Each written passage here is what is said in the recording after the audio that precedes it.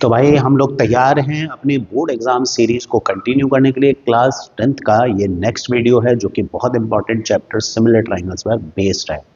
इस चैप्टर के मैं तुम्हें सबसे इंपॉर्टेंट क्वेश्चन सारे करवाने वाला हूँ, सिमिलैरिटी के भी और बीपीटी के भी, साथ साथ बीपीटी का प्रूफ जो है वो भी करवाऊंगा। बीपीटी की डिटेल्ड वीडियो अगर तुम्हें चाहिए तो उसका लिंक डिस्क्रिप्शन में, बीपीटी के detailed video with all questions वो तुम वहां से देख सकते हो। तो हम लोग स्टार्ट करते हैं सिमिलर ट्रायंगल्स के बोर्ड एग्जाम सीरीज के वीडियो के साथ। तो ये जो पूरा चैप्टर हम लोग डिस्कस करने वाले हैं ना, ये दो पार्ट्स में डिस्कस करेंगे। पहले पार्ट्स में हम लोग बेसिक प्रोपोर्शनैलिटी थ्योरम, जिसे हम थेल्स थ्योरम भी कहते हैं, वो और उससे रिलेटेड, और कन्वर्स ऑफ बीपीटी भी ऑब्वियसली उससे रिलेटेड क्वेश्चंस लेंगे। सेकेंड पार्ट में हम लोग सिमिलैरिटी का कॉन्सेप्ट डिस्कस करेंगे और उससे रिलेटेड जो इंपॉर्टेंट क्वेश्चन है, जो बोर्ड एग्जाम में PYQ वगैरह आए हुए हैं, वो सब हम लेने वाले हैं। तो स्टार्ट करते हैं basic proportionality theorem, that is BPT. Basic proportionality theorem या बीपीटी जो है, इसका स्टेटमेंट क्या है ये भी तुम्हें याद रखना है, क्योंकि बोर्ड एग्जाम में क्वेश्चन इस तरह का भी आ चुका है, state and prove basic proportionality theorem. अब स्टेट एंड प्रूव बोला गया है तो स्टेटमेंट भी तुम्हें याद रखना है। और स्टेटमेंट क्या है कि भाई अगर कोई भी हमारे पास एक ट्राइंगल है, उस ट्राइंगल में हम एक साइड के पैरेलल लाइन बनाते हैं। जैसे ये है हमारे पास ट्राइंगल ABC, इसमें हमने DE बनाई है BC के पैरेलल। ट्राइंगल कौन सा है? ABC, इसमें BC के पैरेलल DE बनाई गई है। तो अकॉर्डिंग टू BPT कि अगर हम पैरेलल लाइन बनाते हैं तो ये बाकी दो साइड्स को इक्वल रेशियो में डिवाइड करती है। सो ये हमारा स्टेटमेंट हो गया।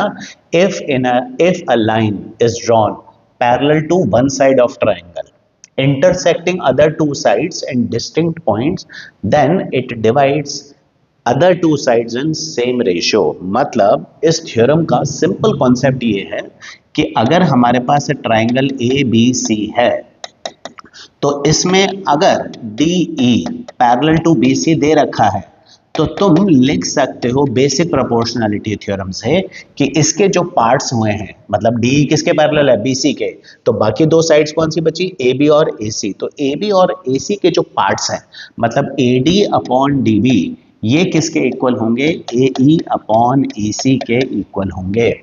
AD upon DB will be equal to AE upon EC।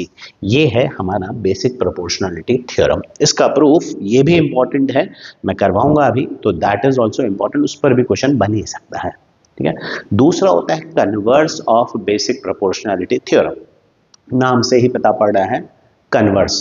Converse मतलब बेसिक प्रोपोर्शनैलिटी थ्योरम का just opposite. Basic proportionality theorem में DE पैरेलल टू BC दे रखा होता है, हम कहते हैं बाकी दो साइड्स का रेशियो इक्वल आ गया BPT से। कन्वर्स ऑफ BPT कहता है कि अगर एक ट्राइंगल में एक लाइन हम बनाते हैं जो दो साइड्स को इक्वल रेशियो में डिवाइड करती है, मतलब ट्राइंगल ABC में अगर AD अपॉन DB का रेशियो किसी तरह से AE अपॉन EC के इक्वल आ जाए तो हम कह सकते हैं कि DE BC के पैरेलल हो जाएगी। तो BPT और कन्वर्स ऑफ BPT में फर्क क्या है और कैसे पहचानोगे कौन सी थ्योरम लगानी है? तो भाई बहुत सिंपल सी चीज है, BPT लगाने के लिए DE पैरेलल टू BC होना चाहिए तुम्हारे पास क्वेश्चन के अंदर। अगर पैरेलल लाइन दे रखी है BPT लगा सकते हो, और अगर रेशियो इक्वल दे रखा है, पैरेलल प्रूव करनी है, तो फिर कन्वर्स ऑफ BPT लगेगा। ठीक है, ये फर्क दोनों का ध्यान रख लेना, ये इंपॉर्टेंट है क्योंकि कुछ क्वेश्चंस ऐसे भी हैं जिसमें BPT कन्वर्स ऑफ BPT दोनों लगते हैं। तो आते हैं हमारे सबसे पहले और सबसे इंपॉर्टेंट क्वेश्चन के ऊपर। ठीक है, ये बहुत इंपॉर्टेंट है, इसका आने का पूरा पूरा चांस होता है, मतलब 10 में से 7-8 बार बोर्ड एग्जाम में बेसिक प्रोपोर्शनैलिटी थ्योरम का प्रूफ पूछते हैं। तो इसको तो भाई अच्छे से कर लेना, क्योंकि अगर ये क्वेश्चन आता है ना तो मान लो 40% सिमिलर ट्राइंगल तो तुम्हारा एक क्वेश्चन में खत्म हो जाएगा, क्योंकि इसकी वेटेज के हिसाब से इतना चैप्टर तो इसी में खत्म हो जाएगा, इसलिए इसको बहुत ढंग से करना। तो क्वेश्चन क्या है कि भाई state and prove basic proportionality theorem. Statement तो हम ऑलरेडी डिस्कस कर चुके हैं, स्टेटमेंट याद रखेंगे, ये भी याद रखना। ठीक है, तो अब BPT है क्या कि भाई हमारे पास एक ट्राइंगल होगा ABC, इसमें DE BC के पैरेलल दे रखा है, हमें AD upon DB AE upon EC के इक्वल प्रूव करना है। तो कंस्ट्रक्शन हम लोग इसमें करेंगे, हम सबसे पहले यहाँ पर परपेंडिकुलर से ड्रॉ करेंगे। कहाँ से?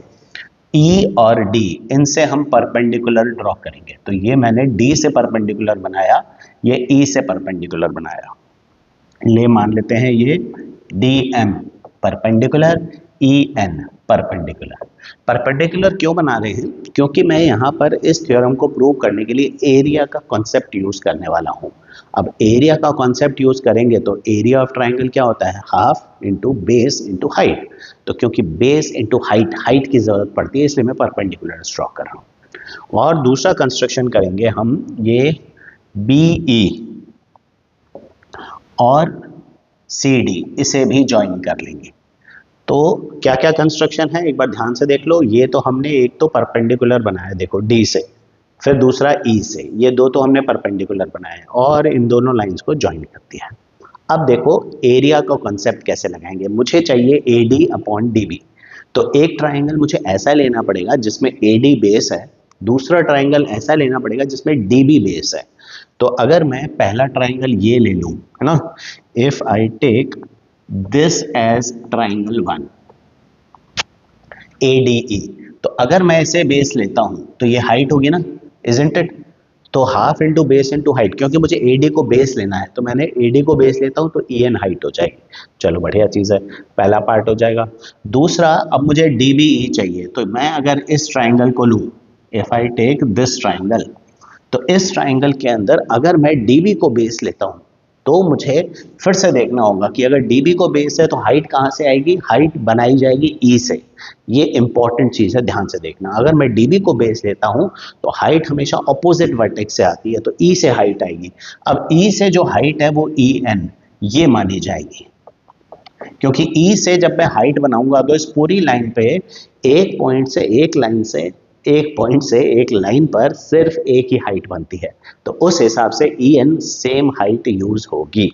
सो what we are going to do, सबसे पहले हम करेंगे एरिया का कॉन्सेप्ट। थोड़ा सा ध्यान से देखना, 3 स्टेप के अंदर BPT खत्म होता है। पहला हमारा है एरिया का concept. Area of triangle ADE, ऊपर वाला triangle ADE upon area of triangle BDE। इन दोनों ट्राइंगल का एरिया लेते हैं। कौन कौन से ट्राइंगल लिए हैं मैंने? ADE, ऊपर वाला ट्राइंगल तो लेना ही है, नीचे ये BDE ये वाला ट्राइंगल लेना है, ठीक है। अच्छा, ADE का एरिया क्या होगा? Half into AD into EN, half into base into height. ये बेस है और ये हाइट है, अपॉन जब मैं BDE का एरिया ले रहा हूं तो मैं BD को बेस लेना चाहता हूं, तो अगर मैं BD को बेस ले रहा हूं तो EN हाइट है। क्योंकि ध्यान रखें, अगर ट्राइंगल इस तरह का भी है, तुम इस साइड को बेस लोगे तो हाइट ट्राइंगल के बाहर जाकर गिरेगी। तो ये जरूरी नहीं होता कि परपेंडिकुलर हमेशा ट्राइंगल के अंदर ही हो, ऑब्ट्यूज ट्राइंगल के अंदर हाइट बाहर जा सकती है। तो इसका जब मैं एरिया लूंगा तो half into DB into EN, ये मेरा बेस है और वो हाइट है, तो ये half half cancel, EN cancel, क्या बच गया? AD अपॉन DB, ये बच गया। ये मेरा फर्स्ट इक्वेशन कि इनके एरिया का रेशियो AD अपॉन DB आ रहा है। दूसरी साइड मुझे क्या चाहिए? देखो LHS मैंने क्रिएट कर दिया, अब मुझे RHS क्रिएट करना है, ये वो मेरा पहला स्टेप। दूसरा स्टेप मुझे अब AE अपॉन EC बनाना है। तो AE के लिए फिर मैं ऊपर से वही ट्राइंगल लूंगा ADE, तो न्यूमरेटर वाला ट्राइंगल तो मेरा सेम रहने वाला है ADE, अपॉन डिनोमिनेटर में मैं इस बार ट्राइंगल लूंगा DEC, ये वाला ट्राइंगल ले लूंगा। ये वाला ट्राइंगल मैं क्यों लूंगा? क्योंकि भाई मुझे अब EC चाहिए, तो EC मुझे इस ट्राइंगल के अंदर एज अ बेस मिल जाएगा। तो मैं दूसरा ट्राइंगल लूंगा, एरिया ऑफ ट्राइंगल CDE। अब ADE का अगर मैं एरिया लूं तो मैं अगर AE को बेस लेना चाहूं तो DM इज द हाइट, भाई हाइट हमेशा बेस के ऊपर फॉल होती है, तो half into AE into DM। और जैसा हमने अभी डिस्कस किया था कि उसी हिसाब से DM इस ट्राइंगल की भी हाइट मानी जाएगी। तो अगर मैं ट्राइंगल CDE में EC को बेस लेता हूं, हाफ इंटू ई सी, तो हाइट क्या है, हाइट dm है, तो ये क्या मिलेगा मुझे, ए ई अपॉन ई सी। ये बन गई मेरी सेकेंड इक्वेशन। तो एक इक्वेशन मैंने एरिया से ये बनाया, दूसरे में इसको बनाया। अब तीसरे स्टेप में मुझे इन दोनों को बराबर करना है, ठीक है। अब देखो ये दोनों है RHS, ये है हमारा LHS। RHS कब इक्वल होते हैं, जब हमारा LHS इक्वल हो। तो क्या हमारा LHS इक्वल है, तो ध्यान से देखो LHS को, न्यूमरेटर तो मुझे इक्वल दिख ही रहा है ना, सेम है एडीई का एरिया। डिनोमिनेटर इक्वल नहीं है, मुझे पहले उसको इक्वल करना है। तो डिनोमिनेटर में तुम्हारे पास है एक तो ट्राइंगल BDE और दूसरा है ट्राइंगल CDE। अगर ये डिनोमिनेटर इक्वल हो गए तो दोनों का LHS इक्वल हो जाएगा, और अगर LHS इक्वल है तो RHS अपने आप इक्वल हो जाएगा। हमारा प्रूफ निकल के आ जाएगा थ्योरम का। तो पहले मैं इन दोनों ट्राइंगल्स को देखता हूं, जो ट्राइंगल्स हम कंसिडर कर रहे हैं। ये दो ट्राइंगल्स हैं, देखो DEB और दूसरा DEC। इन दोनों ट्राइंगल में DE ये तो कॉमन बेस है, इजंट इट, दोनों का बेस कॉमन है, और दोनों सेम पैरेलल लाइंस के ऊपर भी हैं, तो दोनों सेम बेस पर हैं और बिटवीन सेम पैरेलल लाइंस है। तो इन दोनों का एरिया इक्वल होगा। क्यों होगा भाई, बेस तो बराबर है ही है। अब क्योंकि वो सेम पैरेलल लाइंस के बीच में है तो उनकी हाइट यानी कि जो डिस्टेंस बिटवीन पैरेलल लाइंस है वो इक्वल होता है ना। जैसे मान लेते हैं ये मेरे पास दो पैरेलल लाइंस है। अब इन दो पैरेलल लाइंस में मैंने ये एक ट्राइंगल बनाया, ठीक है, और मैं एक और ट्राइंगल बना देता हूँ सेम बेस, उसी बेस पर देखो, तो दोनों की हाइट बराबर है, बेस भी बराबर है, तो एरिया तो इक्वल आएगा ही आएगा। तो वो ट्राइंगल्स जो सेम बेस और सेम पैरेलल्स में होते हैं उनका एरिया इक्वल होता है। उस हिसाब से BDE और CDE का एरिया इक्वल है। रीजन हम दे देंगे भाई, triangles on same base and between same parallels are equal in area, ठीक है, same base and between same parallels are equal in area। तो अब मैं इसको थर्ड मार्क कर देता हूं और अब मैं लिखूंगा फ्रॉम फर्स्ट सेकंड थर्ड। इन दोनों का मैंने LHS इक्वल किया तो RHS अपने आप इक्वल हो गया। तो भैया मैं लिखूंगा from first second third LHS equal to LHS, hence RHS equal to RHS, मतलब AD upon DB AE upon EC equal हो गए। तो इस तरह से ये थ्योरम जो है वो प्रूव किया जाएगा। तो ये मेनली 3 स्टेप्स याद रखना 3 स्टेप्स। पहला स्टेप AD अपॉन DB बनाना है, दूसरे में AE अपॉन EC बनाना है, और तीसरे में LHS इक्वल करना है। थ्योरम याद रखो और 3 स्टेप के बाद तो तुम लिख सकते हो कि भाई ये दोनों का एरिया इक्वल है, तो मतलब इनका LHS इक्वल है, तो RHS भी इक्वल होगा ही, ठीक है। मूव ऑन करते हैं बेसिक प्रोपोर्शनैलिटी थ्योरम के कुछ क्वेश्चंस पर। Converse of basic proportionality theorem use करने के लिए इंपॉर्टेंट है, पर उसका प्रूफ इंपॉर्टेंट नहीं है। CBSE का जो सिलेबस है ना, उसमें लिखा हुआ है कि proof of basic proportionality theorem ही करना है। तो इसलिए अभी क्योंकि हम सिर्फ मोस्ट इंपॉर्टेंट क्वेश्चंस पर ही ध्यान दे रहे हैं, तो कन्वर्स ऑफ BPT का प्रूफ हम डिस्कस अभी नहीं कर रहे, पर जब जरूरत होगी तो मैं इसका एक्सप्लेनेशन दूंगा, ठीक है। क्वेश्चन तो करेंगे उस पर बेस्ड। तो अब बात करते हैं, ये एक क्वेश्चन है MCQ टाइप का एक क्वेश्चन है, जिसमें हमें दे रखा है कि भाई ट्राइंगल ABC है जिसमें D पैरेलल टू BC दे रखा है, और D पैरेलल टू BC दे रखा है, और तुम्हें कह रहा है X निकालो। AD DB AE EC values दे रखी है। अब जब भी किसी ट्राइंगल में तुम्हारे पास एक साइड के पैरेलल एक लाइन हो, BPT लगने के पूरे पूरे चांस होते हैं, ठीक है। एक साइड के पैरेलल लाइन है, तो देखो D पैरेलल टू BC दे रखा है क्वेश्चन के अंदर, तो मतलब यहां पर BPT तुम लगा सकते हो। तो तुम क्या लिखो, therefore AD upon DB will be equal to AE upon EC, यानी कि 4 upon x minus 4 is equals to 8 upon 3x minus 19। अब अगर मैं इसको क्रॉस मल्टीप्लाई करूं, पहले तो इसको कैंसिल कर लेते हैं, है ना, न्यूमरेटर है तो यहाँ जाके डिवाइड होगी तो कट जाएगा। तो मैं इसको क्रॉस मल्टीप्लाई करूं, 3x minus 19 is equals to 2 into x minus 4, तो 2x minus 8, bringing all x to one side, ये मेरे पास निकल के आएगा x इक्वल टू 11। तो मतलब जो x है वो कितना है, 11 सेंटीमीटर है। तो x 11 है, पैरेलल दे रखी है ना, तो सीधे सीधे रेशियो लगाओ। ये MCQ टाइप में इस तरह का क्वेश्चन बनता है, बहुत बार बनता है, ठीक है। अब प्रूविंग वाले क्वेश्चंस पे आते हैं हम अपने। तो प्रूविंग वाले क्वेश्चन में जैसे ये भी एक इंपॉर्टेंट क्वेश्चन है, 2 मार्क्स में आ सकता है।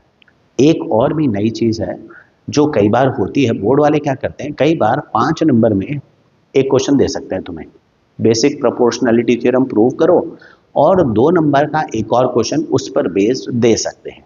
तो कई बार ऐसा करते हैं कि 5 नंबर के क्वेश्चन लिखेंगे, state and prove basic proportionality theorem, 3 mark का हो गया, और 2 मार्क का उस पर बेस्ड क्वेश्चन आ सकता है। ये एक इसी तरह का क्वेश्चन है। तो आगे चलने से पहले एक इंपॉर्टेंट चीज और बता दूं कि अगर तुम एमसीक्यूज की और एक्स्ट्रा प्रैक्टिस करना चाहते हो तो व्हाट्सएप हमारा चैनल है जिसमें हम काफी सारे एमसीक्यूज और क्वेश्चन पेपर्स और वेरियस डिफरेंट क्वेश्चंस अपलोड करते हैं, वो ज्वाइन कर सकते हो। लिंक जो है उसका डिस्क्रिप्शन में मिल जाएगा, और हमारी ऐप है वो भी डाउनलोड कर सकते हो। सारे वीडियोस एक जगह पर तुम्हें वहां पर भी मिल जाएंगे। तो मूव ऑन करते हैं इस क्वेश्चन के ऊपर, जिसमें हमें दे रखा है any line drawn parallel to parallel sides. भाई जो पैरेलल साइड्स हैं ए बी और सी डी, इसके पैरेलल हम एक लाइन बनाते हैं। तो वो कह रहा है कि अगर मैं कोई एक लाइन बनाता हूं जो कि पैरेलल साइड्स के भी पैरेलल है, तो ए बी और सी डी पैरेलल है, उसके भी parallel, it divides non parallel sides proportionally. Means ये नॉन पैरेलल साइड्स को इक्वल रेशियो में डिवाइड करता है। नॉन पैरेलल साइड्स कौन सी हैं, एडी और बीसी हैं। तो हमें प्रूव करना है कि ये उन दोनों को इक्वल रेशियो में डिवाइड कर रहा है। मतलब हमें प्रूव करना है AP upon PD is equals to BQ upon QC। ये हमें प्रूव करना है। पर अब देखो क्लियर सी चीज है, पैरेलल लाइन दे रखी है और हमें रेशियो इक्वल प्रूव करना है, तो पॉसिबली ये बेसिक प्रोपोर्शनलिटी थ्योरम का क्वेश्चन है। लेकिन बीपीटी तो मैं तभी लगा सकता हूं ना जब मेरे पास ट्राइंगल हो। अगर मेरे पास ट्राइंगल नहीं है तो मैं बीपीटी कैसे लगाऊं? तो इसके लिए मुझे पहले चाहिए ट्राइंगल। अब ट्राइंगल के लिए मैं कंस्ट्रक्शन करूंगा कि पहले मैं एक डायगोनल ज्वाइन कर लूंगा। तो मैं एक डायगोनल ज्वाइन कर लेता हूं AC, कोई भी ज्वाइन कर सकते हो, AC BD, you can join any diagonal, let this be O। अब यहां पर पहला ट्राइंगल जिसमें मैं बीपीटी लगा सकता हूं वो मुझे सामने सामने दिख रहा है ADC। इसमें ये पैरेलल लाइन है। भाई ट्राइंगल ऐसा ढूंढना होता है जिसमें तुम्हें पैरेलल लाइन ट्राइंगल के अंदर मिल जाए। तो ADC में PO DC के पैरेलल मिल रहा है, तो मैं लिख सकता हूं, कैसे लिखूंगा, कैसे, in triangle ADC PO is parallel to DC, parallel line है। देयरफॉर रेशियो क्या आएगा, AP upon PD is equals to AO upon OC। Basic proportionality theorem statement देना है तुम्हें। तो ADC ट्राइंगल में पैरेलल है, तो this upon this equal to this upon this, ये पहला रेशियो आ गया मेरे पास। स्टेटमेंट लिखना चाहिए बेसिक प्रोपोर्शनलिटी थ्योरम का। अब दूसरा कौन सा ट्राइंगल है जिसमें मैं बीपीटी लगा सकता हूं? तो दूसरा ट्राइंगल मुझे इस तरफ मिल रहा है ABC, ये मेरे पास दूसरा ट्राइंगल है, और इस ट्राइंगल में OQ जो है वो AB के पैरेलल है। तो मैं रेशियो क्या लिखूंगा, अब मैं लिखूंगा in triangle ABC OQ is parallel to AB। ठीक है भाई, पूरी लाइन पैरेलल है तो उसके पार्ट्स भी तो पैरेलल ही होंगे। तो OQ किसके पैरेलल है, AB के। तो अब रेशियो देखो, फिर रेशियो क्या आएगा, AO upon OC equal to BQ upon QC। तो हमारे पास आया AO upon OC is equals to BQ upon QC। अच्छा, बीपीटी के जो ज्यादातर क्वेश्चंस होते हैं ना वो इसी तरह के होते हैं कि भाई हमारे पास दो अलग अलग ट्राइंगल्स होते हैं, हम दो में बीपीटी लगाते हैं और उनको कंपेयर करके अपना रिजल्ट प्रोड्यूस करते हैं। तो ज्यादातर क्वेश्चन में ऐसा ही होगा, जैसे इसमें भी यही है। अब अगर मैंने 2 बार बीपीटी लगाई और मैं फर्स्ट और सेकंड इक्वेशन को कंपेयर करूं from first and second equation, तो तुम देख रहे हो इसकी एक साइड इक्वल है AOC। तो अगर एक साइड इक्वल है तो मतलब जो दूसरी साइड है वो भी इक्वल हो जाएगी। तो मैं लिखूंगा from first and second AP upon PD is equals to BQ upon QC, hence proved. यही तो हमें प्रूव करना था कि जो नॉन पैरेलल साइड्स हैं उनका रेशियो इक्वल है। हमने 2 बार बीपीटी लगाई, 2 बार बीपीटी लगा के कंपेयर किया तो ये आंसर आ गया। तो बीपीटी वाला क्वेश्चन अगर तुम्हें समझ में आता है, बीपीटी का क्वेश्चन है, तो ज्यादातर क्वेश्चन में तुम्हें 2 बार बीपीटी लगानी होगी और 2 बार बीपीटी लगा के मोस्ट ऑफ द क्वेश्चंस तुम्हारे आंसर्स निकल कर आ ही जाएंगे। ठीक है, तो ये देखो, ये भी अगला क्वेश्चन है। ये इंटरेस्टिंग है, इंपॉर्टेंट क्वेश्चन भी है ये, जिसमें तुम्हें दे रखा है भाई, एक फिगर बना के दे रखा है तुम्हें, है ना। ये मैंने वापस से मैंने बनाया है ना, वो क्वेश्चन में फिगर दे रखा था, जिसमें दे रखा है PS upon SQ, PS upon SQ equal to PT upon TR, PT upon TR। अब देखो, PS upon SQ is equals to PT upon TR, ये क्वेश्चन में दे रखा है। नॉर्मली ये हम प्रोड्यूस करते हैं बीपीटी से, ये अगर क्वेश्चन के अंदर दे रखा है, इसका मतलब ये कन्वर्स ऑफ बीपीटी का क्वेश्चन हुआ, इजंट इट। बीपीटी में रेशो इक्वल किया जाता है, और अगर रेशो इक्वल दे रखा है तो फिर वो कौन सा क्वेश्चन है, वो है कन्वर्स ऑफ बीपीटी का। तो हम लिखेंगे भाई ये रेशो इक्वल है, here this is given to us, तो हम लिखेंगे therefore ST is parallel to QR, है ना। ये लिख लेना भाई, ST is parallel to QR है। क्यों? हम लिख देंगे in triangle PQR we are applying converse of BPT, तो कन्वर्स ऑफ BPT से ST पैरेलल टू QR हो गया। ठीक है, अच्छा, अब साथ में PST इक्वल टू PRQ ये भी दे रखा है, PST ये वाला एंगल हो गया, PRQ ये वाला एंगल हो गया, तो एंगल 1 और एंगल 2 इक्वल दे रखे हैं। हमें ट्राइंगल PQR को आइसोसेलेस प्रूव करना है। अब क्वेश्चन क्या है कि भाई सबसे पहले रेशो इक्वल दे रखा था, तो रेशो इक्वल दे रखा था, इससे मैंने पैरेलल बना लिया। अब मुझे इसको आइसोसेलेस प्रूव करना है, 1 इक्वल्स टू 2 दे रखा है। देखो, जैसे ही मैंने पैरेलल प्रूव किया ना, अब मैं लिख सकता हूं कि angle 1 will be equal to angle Q, क्योंकि पैरेलल तो ये हो चुकी ना भाई, देखो पैरेलल हो चुकी हैं, तो 1 और Q ये इक्वल होंगे, इजंट इट। कैसे? कॉरस्पॉन्डिंग एंगल्स पैरेलल हैं, क्योंकि पैरेलल प्रूव करते हैं जब, तो कॉरस्पॉन्डिंग एंगल्स इक्वल होते हैं। ये हो गई first. But angle 1 is equals to angle R, ये तो हमें क्वेश्चन में दे रखा है कि भाई 1 और R इक्वल है, तो from first and second what do we get, angle Q किसके इक्वल है, एंगल R के।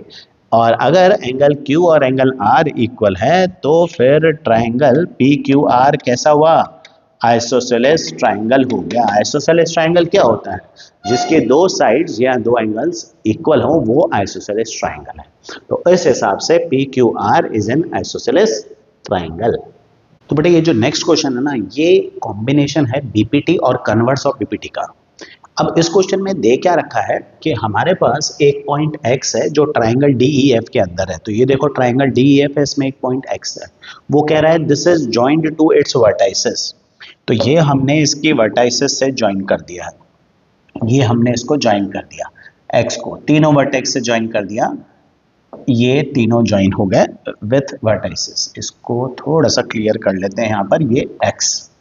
अब वो कह रहा है from a point P in DX, मतलब P एक पॉइंट है कहाँ पर, DX में। तो DX में कोई भी एक पॉइंट ले लेते हैं, ये पॉइंट ले लेते हैं P। वो कह रहा है from a point P which is in DX, PQ is drawn parallel to DE। तो यहां से हमें PQ बनाना है, PQ किसके पैरेलल बनाना है, DE के पैरेलल बनाना है। तो ये हमने PQ बनाया है, जो कि किसके पैरेलल है, DE के पैरेलल है। ये पैरेलल बन गया। तो भाई पैरेलल मार्क कर लो, जैसे ही तुम्हें पैरेलल मिला तो यहां पर BPT लगने का चांस हो गया। अब देखो कौन से ट्राइंगल में BPT लगेगा, PQ पैरेलल टू DE है, तो ये हमारा पहला ट्राइंगल होगा जिसमें हम BPT लगाएंगे, DXE, क्योंकि इसमें PQ पैरेलल टू DE मिल रहा है। दूसरा, आगे तुम्हें दे रखा है and QR is drawn parallel to EF, तो यहां पे अब हम QR ये बना रहे हैं, किसके पैरेलल, EF के पैरेलल बना रहे हैं। तो ये QR ये हमने बनाया EF के पैरेलल। तो 2 पैरेलल पेयर हमें दे रखे हैं, और फिर बोला है कि प्रूव करो PR is parallel to DF, ये जो PR है ये DF के पैरेलल है, ये प्रूव करना है। अब कैसे पता पड़ रहा है कि ये BPT कन्वर्स और BPT का क्वेश्चन है, ऐसे जो भी क्वेश्चंस हैं जिसमें 2 पैरेलल पेयर्स तुम्हें दे रखे हैं और तीसरा एक और पैरेलल पेयर है जो प्रूव करना है, ऐसे सभी क्वेश्चन में तुम्हें पहले जो दो पैरेलल पेयर्स दे रखे हैं ना, उनमें बीपीटी लगानी है और उनको कंपेयर करके कन्वर्स ऑफ बीपीटी से पैरेलल लाना है।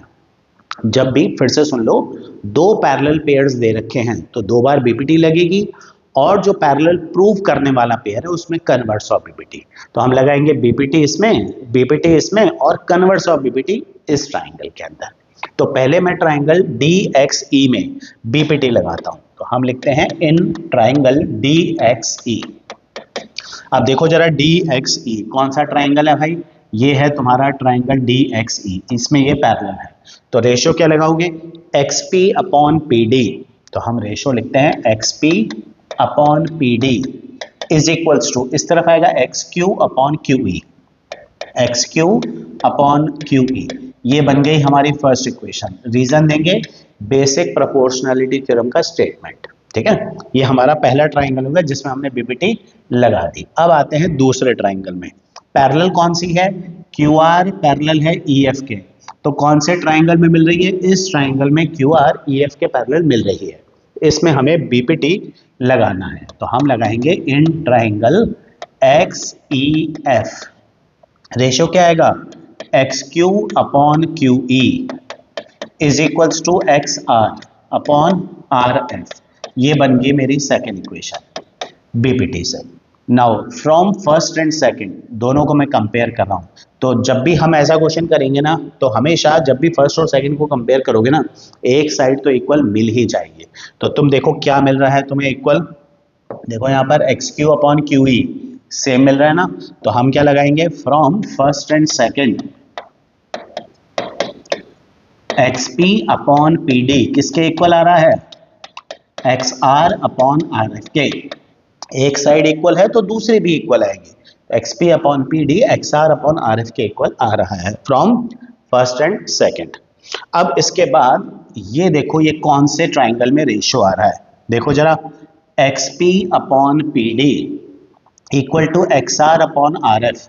तो तुम इस ट्राइंगल को जरा ध्यान से देखो, ये ट्राइंगल देखो XDF, इसमें XP upon PD equal to XR upon RF आ रहा है।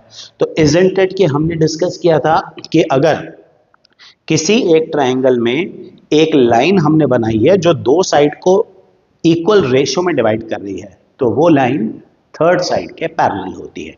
तो क्योंकि PR XD और XF को इक्वल रेशियो में डिवाइड कर रही है, मतलब PR पैरेलल टू DF है।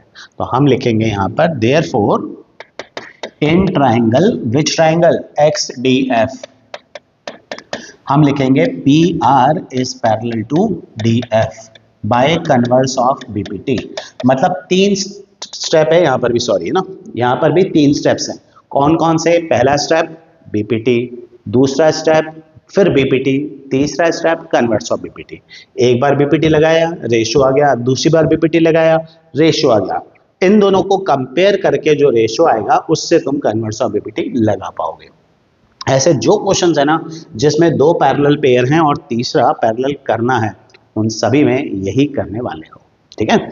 तो मूव ऑन करते हैं सिमिलैरिटी के ऊपर। नेक्स्ट जो टॉपिक है ना वो है हमारा सिमिलैरिटी ऑफ ट्राइंगल्स। अब सिमिलैरिटी ऑफ ट्राइंगल्स तुम 9th क्लास में पढ़ चुके हो कि अगर दो ट्राइंगल्स कॉन्ग्रुएंट होते हैं तो उनकी सारी साइड्स इक्वल होती हैं और उनके एंगल्स भी इक्वल होते हैं। सिमिलर ट्राइंगल्स के अंदर दो ट्राइंगल सिमिलर करने के लिए हमारे पास साइड का इक्वल होना जरूरी नहीं होता।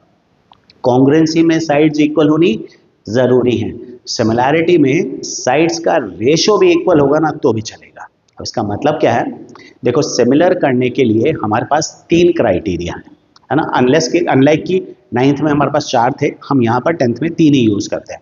वैसे तो NCERT में मोर टू नो में और भी दे रखे हैं, पर हमारे लिए काम के मेनली 3 है। कौन कौन से, सबसे पहला है AA, जिसको हम AA भी यूज करते हैं। मतलब अगर दो ट्राइंगल हैं उनके आपस में दो एंगल्स भी इक्वल हो गए तो फिर ये दोनों ट्राइंगल सिमिलर बोले जा सकते हैं। तो अगर मुझे किसी दो ट्राइंगल को सिमिलर करना है ना, तो सबसे आसान तरीका क्या है जो पॉसिबल हो, अगर कि दो एंगल्स उनके आपस में इक्वल कर दो, इससे आसान कुछ नहीं मिलेगा तुम्हें। दो एंगल इक्वल होते ही ये दोनों ट्राइंगल सिमिलर हो जाएंगे। दूसरा क्राइटेरिया है वो है हमारे पास S S S, side side side. अगर एक ट्राइंगल की तीनों साइड्स दूसरे ट्राइंगल की तीनों साइड्स के प्रोपोर्शनल है, प्रोपोर्शनल का मतलब रेशियो इक्वल है, तो ये ट्राइंगल सिमिलर होंगे। जैसे यहां देखो ए बी और डी ई, इसका रेशियो क्या है 3/6 यानी कि 1/2। ए सी और डी एफ रेशियो क्या है 5/10 1/2। बी सी और ई एफ रेशियो क्या है 7/14 1/2। तो तीनों साइड्स का रेशियो इक्वल आ रहा है, मतलब ये दोनों ट्राइंगल सिमिलर हैं by S S S, side side side. तीनों साइड इक्वल नहीं है, साइड्स का रेशियो इक्वल है, ध्यान रखें। और तीसरा क्राइटेरिया होता है excuse me S A S. अब एस ए एस में हमारे पास दो साइड्स का रेशियो तो इक्वल होता है। जैसे यहां तुम देख रहे हो ए बी डी और A C D F ratio equal आ रहा है, और उन दोनों साइड्स का, जिन साइड्स का रेशियो इक्वल है उनके बीच में जो एंगल आ रहा है वो एंगल इक्वल होना चाहिए। देखो एस ए एस का मतलब ये नहीं होता कि दो साइड एक एंगल, एस ए एस का मतलब होता है दो साइड्स और इंक्लूडेड एंगल, एंगल दोनों साइड के बीच में आना चाहिए, तभी तो एस ए एस लिखते हैं। मतलब पहले साइड आती है, फिर एंगल आता है, फिर साइड आती है। तो ये एक साइड, एक एंगल ए और डी, और फिर साइड। तो एंगल ए, जो साइड्स हम रेशो में ले रहे हैं ना उनके बीच में आ रहा है, अगर वो एंगल इक्वल मिलेगा ना तब हम एस ए एस लगाते हैं। तो एस ए एस लगाने के लिए एंगल दोनों साइड्स के बीच में होना चाहिए।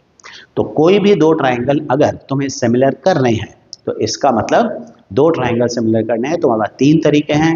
ए दो एंगल इक्वल कर लो, एस एस एस तीनों साइड्स का रेशियो इक्वल कर लो, एस ए एस दो साइड्स का रेशियो इक्वल करके इंक्लूडेड एंगल इक्वल कर दो। ये तीन में से कुछ भी यूज करके दो ट्राइंगल सिमिलर कर सकते हो, डिपेंड करता है क्वेश्चन में गिवन क्या है। और अगर दो ट्राइंगल सिमिलर हैं, once you have proved them similar, तो फिर उनके रिमेनिंग एंगल्स, जैसे सपोज करो कि तुमने दो ट्राइंगल को सिमिलर कर लिया एस ए एस से, तो एक एंगल तो ऑलरेडी इक्वल यूज कर चुके हो, जो बचे हुए एंगल्स हैं वो भी इक्वल होंगे, और जो बची हुई साइड्स हैं वो भी प्रोपोर्शनल होंगी।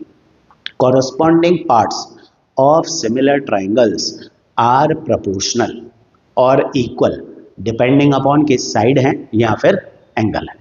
साइड्स हैं तो प्रोपोर्शनल होंगी, एंगल होंगे तो इक्वल होंगे। ठीक है, तो अब जैसे ये एक फिगर दे रखा है जिसमें हमारे पास दो ट्राइंगल हैं और ये दोनों ट्राइंगल सिमिलर दे रखे हैं, और तुम्हें बोला है कि एक्स और वाई निकालो।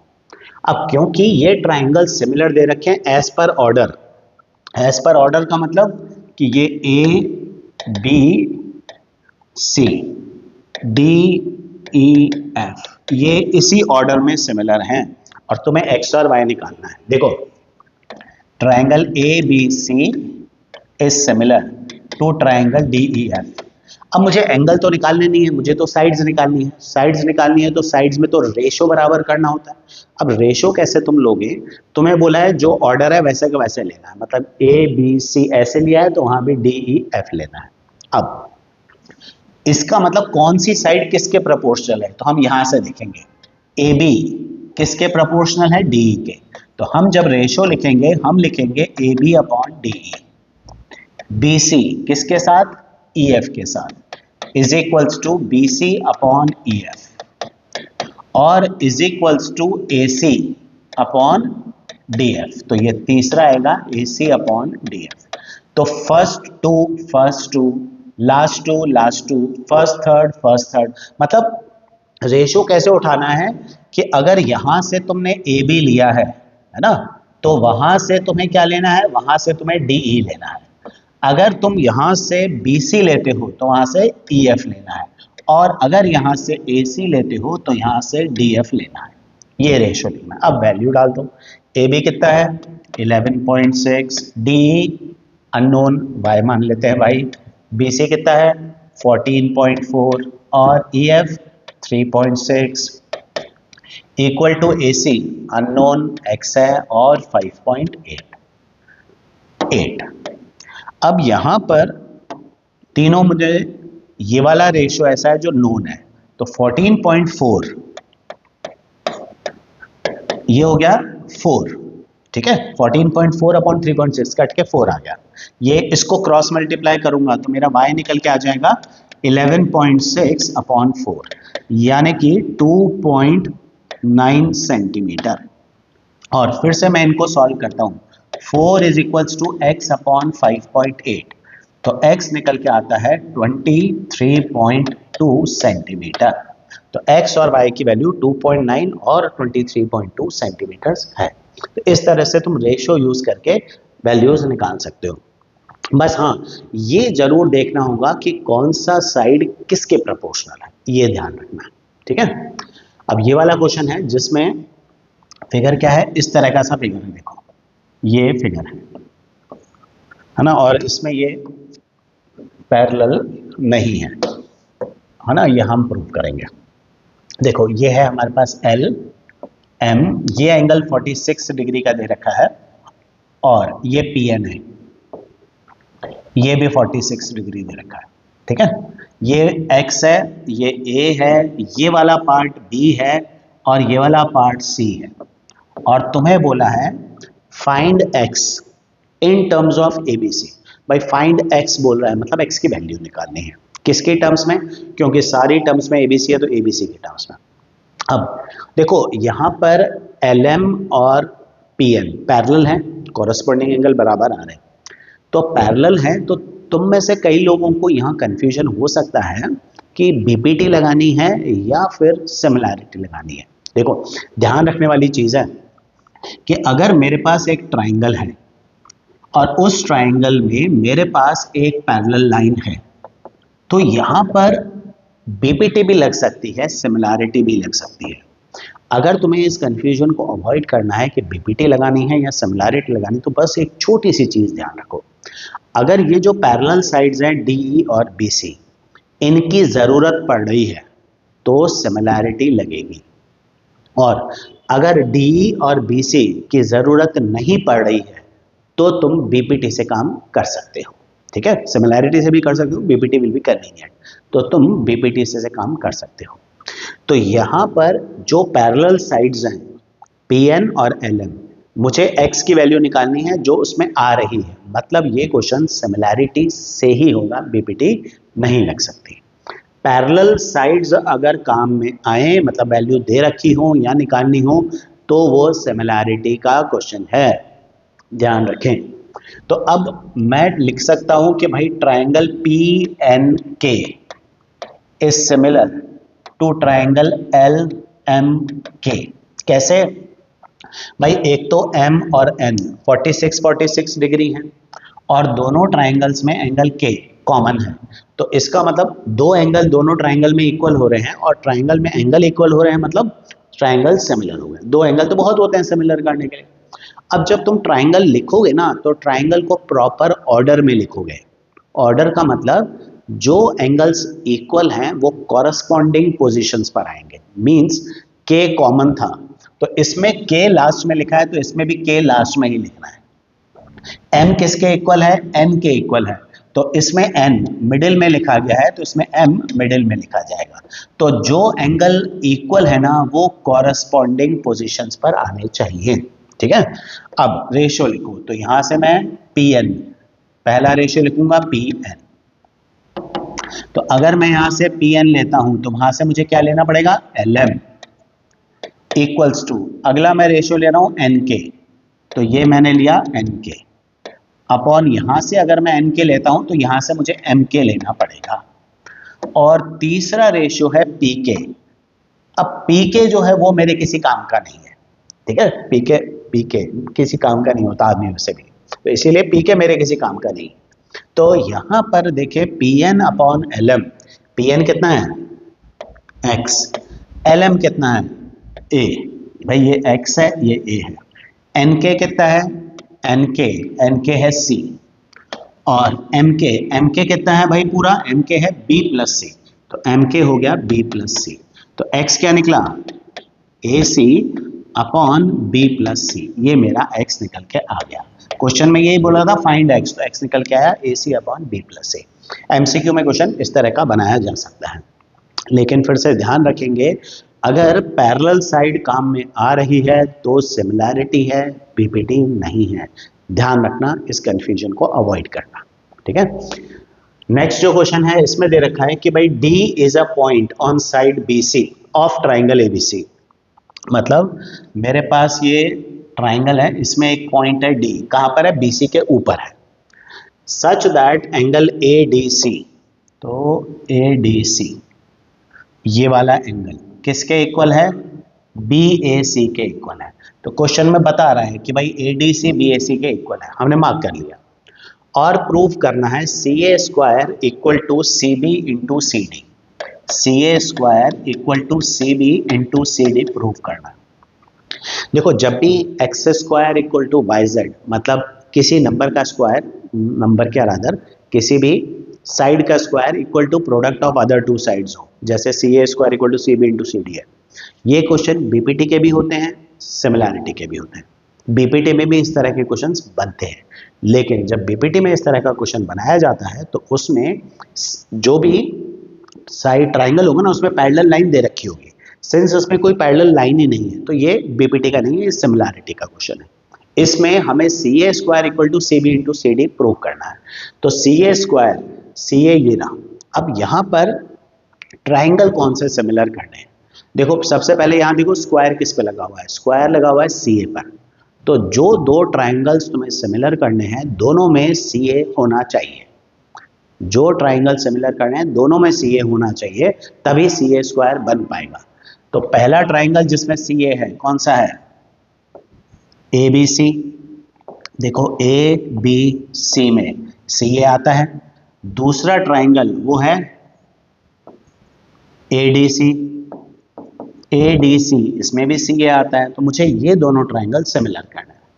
अब देखो ADC तो ये वाला ट्राइंगल है, मैं यहाँ बना देता हूँ। ये तो एक तो ये वाला ट्राइंगल लेना है हमें, और दूसरा ट्राइंगल जो हमें लेना है वो है पूरा बड़ा triangle.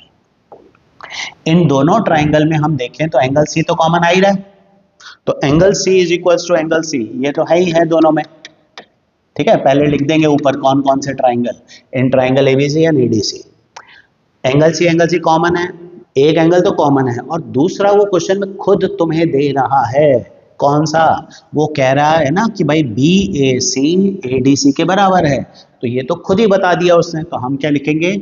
Angle BAC is equals to angle ADC। अब दो एंगल बराबर, तो हम लिख सकते हैं ट्राइंगल, पहला ट्राइंगल कौन सा है? ABC is similar to triangle ADC। नहीं लिखेंगे, ध्यान रखेंगे बाय ए क्राइटेरिया। अब दूसरा ट्राइंगल लिखते समय ध्यान से लिखेंगे, जो एंगल जिसके बराबर है वो उसी पोजीशन पे आएगा। C किसके बराबर है? C के, तो इसमें लास्ट में क्या लिखा है? C, तो लास्ट में इधर C आएगा। और ABC का A किसके बराबर है? ADC में D के, तो इसमें जहां A है उसमें उस जगह पर D आना चाहिए। तो इसमें A कहां पर है? फर्स्ट पोजीशन पे, तो इसमें D फर्स्ट पोजीशन पर। अब क्या बचा? उस ट्राइंगल में D आ गया, C आ गया, बचा क्या बीच में? A। तो राइट इट लाइक दिस, जो एंगल इक्वल है उनको कॉरेस्पॉन्डिंग पोजीशंस पर लिखो। अब हमें CA स्क्वायर चाहिए, तो वही वाले रेशियो लेना जिसमें CA आए। ये CA, तो मैं लिखूंगा CA, यहां पर क्या मिलेगा? CD upon CD। फिर CA यहां मिल रहा है, तो यहां क्या मिलेगा? CB, तो मैं क्या लिखूंगा? CB upon CA, cross multiply करो, आ रहा है ना CA square equal to CB into CD, hence proved. ये प्रूव हो गया। तो क्या था? सिंपल सा क्वेश्चन था, एक एंगल इक्वल दे रखा था, एक कॉमन मिला, ट्राइंगल सिमिलर हुए, रेशियो लिखते तो आंसर आ गया हमारे पास। तो जब भी ये इस तरह का है ना, square of one side equal to product of other two, ये BPT में भी होते हैं, ध्यान रखना। और पैरेलल साइड हो तो BPT का क्वेश्चन है, पैरेलल नहीं है तो फिर वो सिमिलैरिटी का है, ठीक है। ये क्वेश्चन बड़ा इंटरेस्टिंग है। जो नेक्स्ट है हमारे पास, इसमें दे रखा है कि भाई हमारे पास एक राइट ट्राइंगल है ABD, एंगल A 90 डिग्री का है, राइट ट्राइंगल, और इसमें हमने ये परपेंडिकुलर बनाया 90 डिग्री का, AC बना दिया है BD के परपेंडिकुलर। अब सबसे पहले वो कह रहा है कि भाई ट्राइंगल ए बी डी को सिमिलर करो, किसके, सी बी ए के सिमिलर करो। अब ए बी डी कौन सा है, ए बी डी ये तो बड़ा वाला है, तो बड़े वाले ट्राइंगल को सिमिलर करना है। किसके सिमिलर करना है, सी बी ए के। तो सी बी ए कौन सा ट्राइंगल, ये छोटा वाला ट्राइंगल, ये सी बी ए है। मतलब ये वाला जो ट्राइंगल है इसको पूरे बड़े ट्राइंगल के सिमिलर करना है। ये सी बी ए ये रहा, और ये पूरा बड़ा triangle A B D, C B A. अब देखो ये तो एक तो 90-90 मिल ही रहा है, 90-90 तो है ही दोनों में, और दूसरा दोनों में एंगल बी जो है ये कॉमन आ रहा है। एंगल ए कॉमन नहीं है, ए तो वर्टेक्स कॉमन है, एंगल कौन सा कॉमन है, बी। देखो इसमें भी पूरा एंगल बी आ रहा है और उस बड़े ट्राइंगल में भी पूरा एंगल बी आ रहा है, तो दोनों में पूरा पूरा सेम एंगल आना चाहिए, तब वो कॉमन होता है। तो angle B equal to angle B, ये कॉमन हो गए। The two triangles are similar by A A. तो फर्स्ट पार्ट में तो दो ट्राइंगल्स ए ए से सिमिलर हो गए, कोई दिक्कत ही नहीं है। सेकंड भी ऐसे ही होगा, सेकंड में ए बी डी को सिमिलर करना है, वही सी ए डी के। तो दूसरा वाला जो ट्राइंगल है सेकंड पार्ट में हमें ये जो ट्राइंगल है सी ए डी, इसको पूरे बड़े ट्राइंगल से सिमिलर करना। तो ये भी हो जाएगा, वही एंगल डी कॉमन आएगा और एक 90-90 they will be similar by A. तो यहां तक तो हमें मिल जाएगा। अब थर्ड पार्ट में है, तुम्हें प्रूव करना है A B square equal to B C into B D.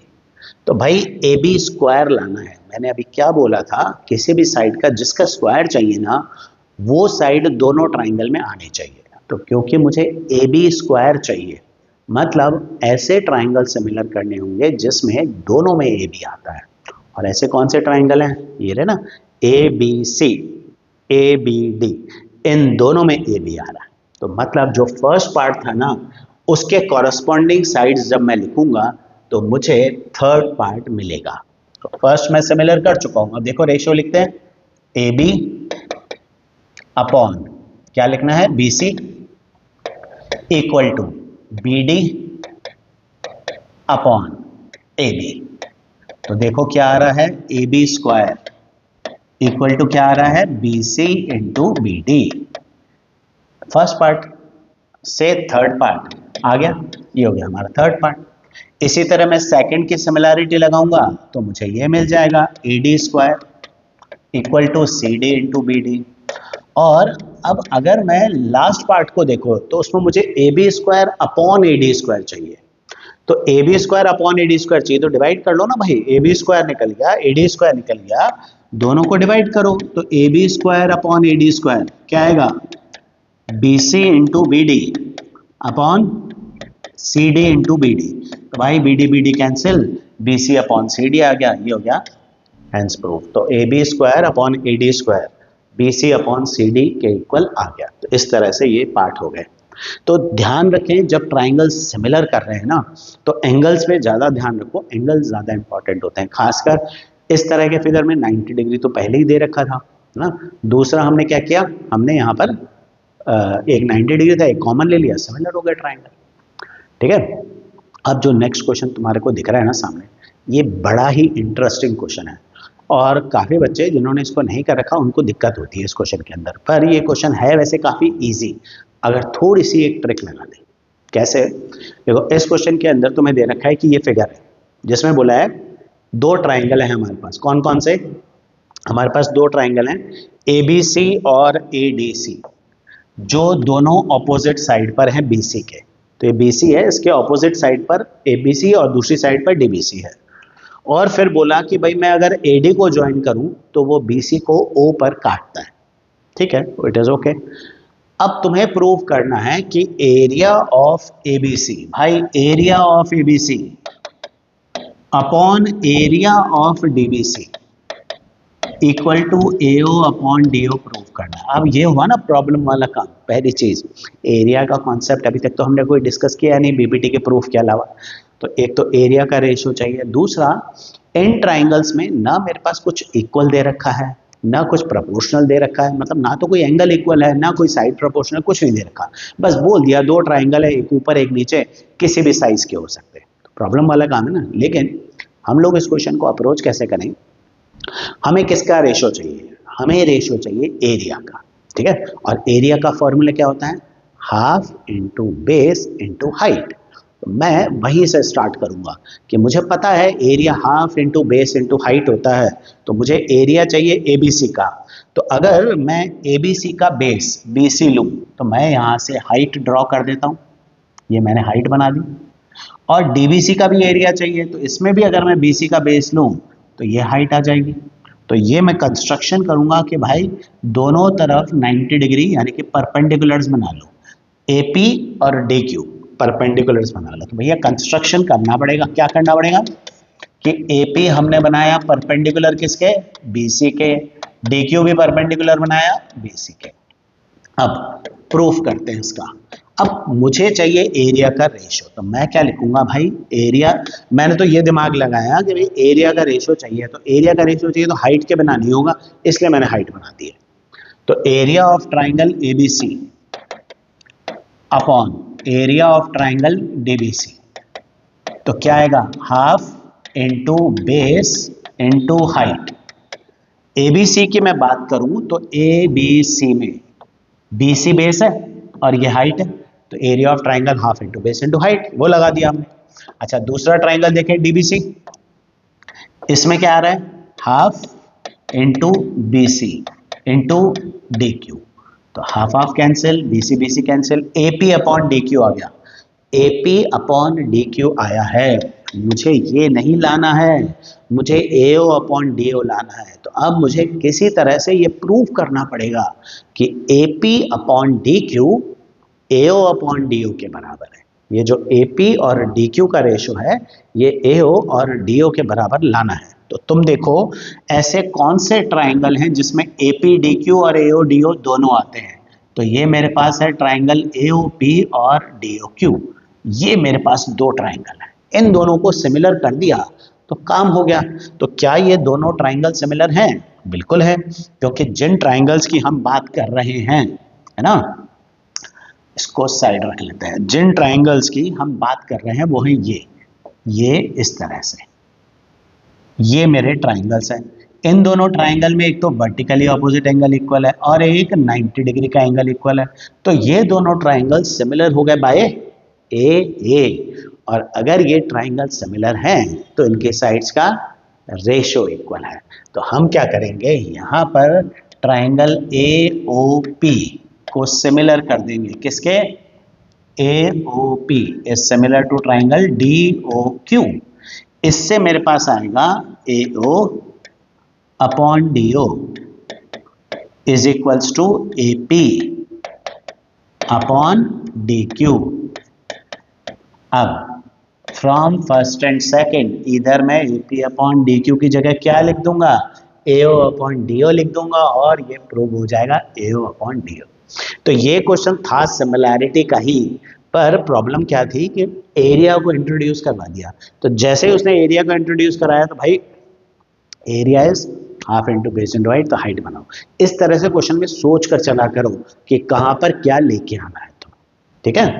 तो अब है नेक्स्ट क्वेश्चन जिसमें हमें दे रखा है कि एक ट्राइंगल है एबीसी जिसमें AD is perpendicular on BC, ठीक है, AD is perpendicular on BC. ये ए बी सी और A D is perpendicular on B C, ये परपेंडिकुलर दे रखा है पिछले क्वेश्चन की तरह ही, पिछले से पिछले क्वेश्चन पर उसमें एंगल ए 90 दे रखा था, यहाँ नहीं है, यहाँ एंगल ए को 90 प्रूव करना है, ठीक है।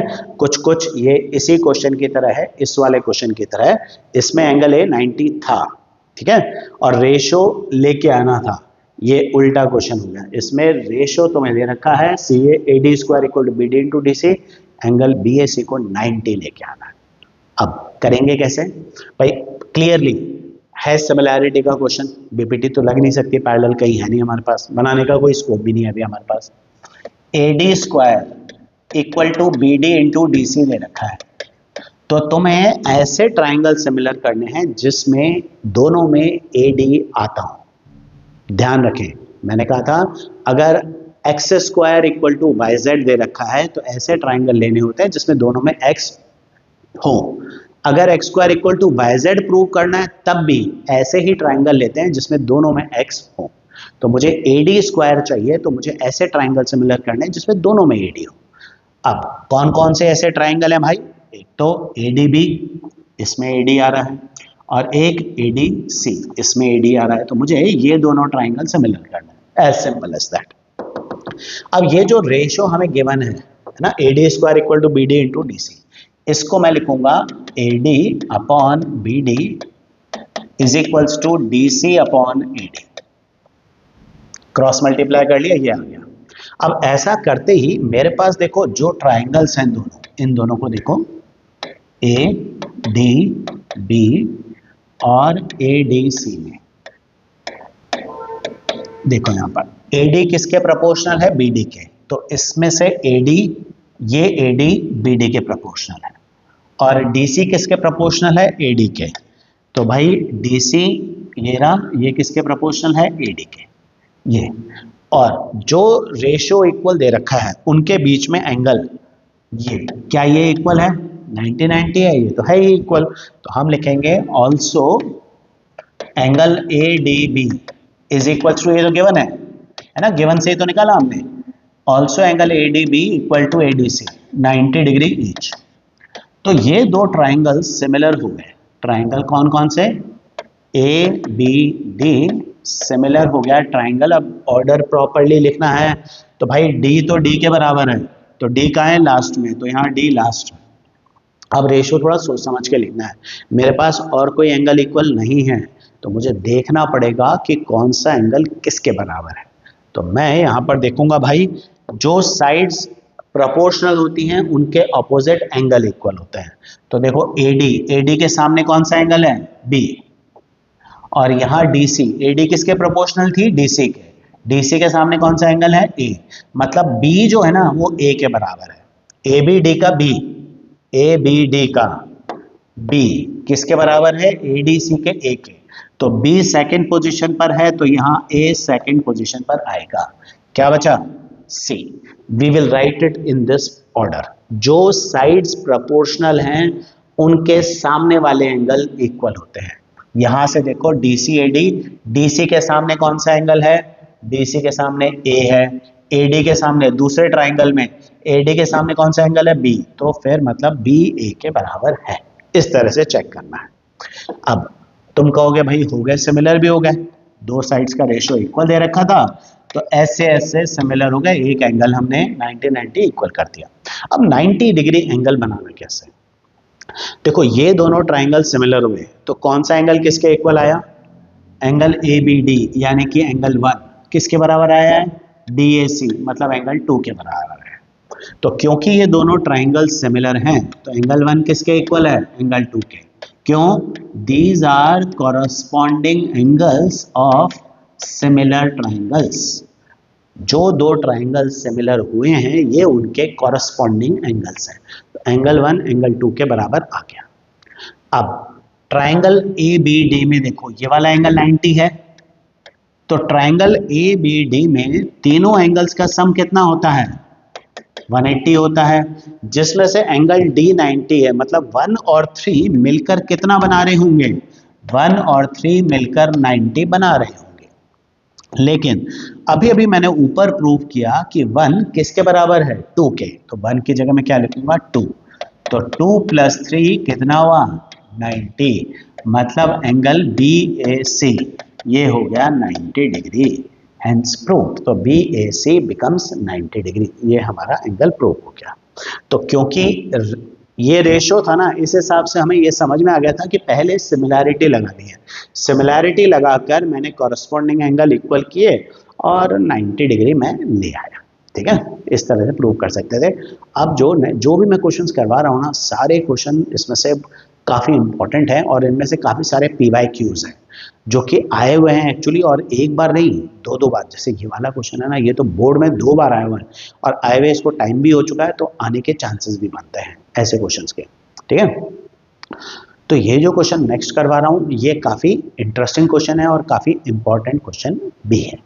तो इस क्वेश्चन के अंदर हमें दे रखा है कि हमारे पास 3 पैरेलल लाइन्स हैं, PA, QB और RC। इसको x मान लिया है, इसको z मान लिया है, इसको y मान लिया है। और इसमें ये तीनों पैरेलल लाइंस हैं या परपेंडिकुलर्स हैं कि भाई तीनों परपेंडिकुलर हैं, पैरेलल तो अपने आप हो ही गया। तुम्हें प्रूव करना है कि 1/x plus 1/y is equal to 1/z। 1 इनके रेसिप्रोकल्स का सम इक्वल करना है। तो 1/x plus 1/y equal to 1/z। यहां पर मैं सिमिलैरिटी लगाऊंगा। रीजन भी देखो, पैरेलल लाइन तो है तुम्हारे पास, बीपीटी भी लग सकती है, लेकिन मैंने क्या बोला था तुम्हारे को कि अगर ये देखो, ये मेरे पास ट्राइंगल है, इसमें ये पैरेलल लाइन है, तो अगर मैं इस क्वेश्चन के अंदर पैरेलल लाइन देखूं तो क्या मुझे पैरेलल जो लाइन है उसका रेशो या उसकी साइड की कोई ज़रूरत है क्या? मतलब क्या मुझे क्यूबी और पीए, जेड और एक्स की ज़रूरत है क्या? बिल्कुल है, क्योंकि वही तो मुझे प्रूव करने में यूज हेल्प करेगा। तो वो तो मुझे चाहिए। मतलब ये क्वेश्चन 100% सिमिलैरिटी का है। अगर पैरेलल साइड काम में आ रही है मतलब सिमिलैरिटी है। तो कौन से ट्राइंगल सिमिलर करने हैं भाई? ट्राइंगल पी, छोटा ट्राइंगल कौन सा है? QBC is similar to triangle PAC। ये ट्राइंगल्स हमारे पास सिमिलर है। ठीक है, क्यों सिमिलर है? एंगल C कॉमन है, angle B equal to angle A हो गया, 90-90 हैं, परपेंडिकुलर्स दे ही रखे हैं, तो the two triangles are similar by AA। भाई मैं सिमिलैरिटी वगैरह ओरली बोल रहा हूँ, है ना, समझ लो अच्छे से, क्योंकि हम चाहते हैं कि थोड़ा सा जल्दी खत्म करें, एग्जाम सिर पे है तो टाइम बचाना है हमें। तो एक तो B और A 90-90 हो गए और एंगल C कॉमन है, तो the two triangles are similar by AA। अब अगर ये सिमिलर है तो इनकी साइड्स का रेशियो इक्वल होगा, तो मैं QB अपॉन क्या लूंगा? PA इज इक्वल्स टू, भाई QB और PA तो चाहिए, फिर मैं बेस ले लेता हूं क्योंकि बेस कॉमन है ना दोनों सेट में, काम आएगा, is equals to BC upon AC। अब QB क्या है? Z, PA क्या है? X, इक्वल टू मैं BC को B मान चुका हूं, मैंने इसको A, इस पार्ट को A और इसको B माना है, तो BC कितना है? BC है B। और AC कितना है? देखो पूरा AC कितना है? पूरा AC है A प्लस B, तो भाई ये हो गया A प्लस B, इसको मार्क कर लो फर्स्ट। ठीक है, अब आते हैं दूसरा सेट ऑफ ट्राइंगल उठाते हैं। ऐसा ही हम दूसरा सेट ऑफ ट्राइंगल उठाते हैं, कौन सा है भाई? ये इधर से RAC और QAB, ये सेट ऑफ ट्राइंगल उठाएंगे। तो फिर से देखो, triangle QAB is similar to triangle RAC, ये सिमिलर है।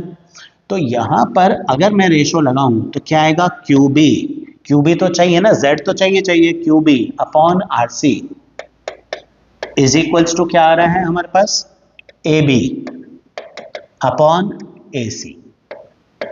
तो QB कितना है? Again Z, RC by AB कितना है? AB हमने A मान रखा है, A upon A plus B। ये हो गई मेरे पास सेकेंड इक्वेशन।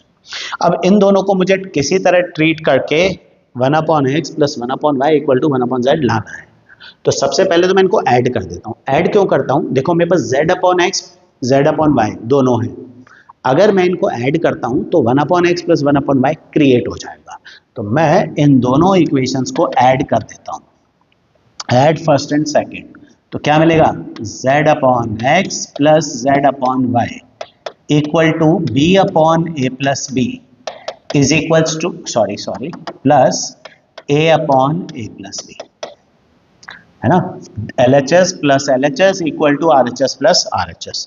अब इसको एलसीएम नहीं लेना है ना, z कॉमन ले लो, z कॉमन लेते ही 1/x प्लस 1/y बचेगा, जो मुझे चाहिए वो बन जाएगा ना, ये देखकर काम करना है। एलसीएम क्या है इधर? a प्लस बी, और ऊपर क्या आएगा? b प्लस ए, तो भैया b प्लस ए प्लस बी कट गया, z यहाँ मल्टीप्लाई हो रहा है, वहां जाके डिवाइड हो जाएगा। तो 1/x plus 1/y equals to 1/z। This is what we were supposed to prove. तो हमने क्या किया भाई? दो सेट ऑफ ट्राइंगल को सिमिलर किया, उनका रेशो लिखा, रेशो लिखते ही हमने ऐड कर दिया। हाँ, एक बात जरूर ध्यान रखने की है कि जब रेशो लिखो तो जो छोटा ट्राइंगल है ना वो न्यूमरेटर में रखो, बड़ा ट्राइंगल डिनोमिनेटर में लेके आओ। क्यों?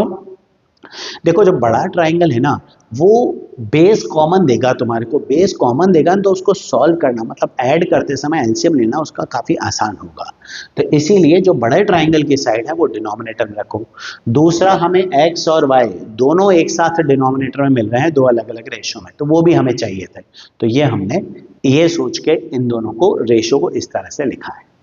ठीक है, तो अब जो क्वेश्चन है तुम्हारे पास, ये एक अलग क्वेश्चन है, काफी कम बच्चों ने इस तरह का क्वेश्चन देखा होगा, पर क्वेश्चन मैं थोड़ा सा जल्दी कराऊंगा, टाइम कम बचा है हमारे पास, काम काफी सारा है।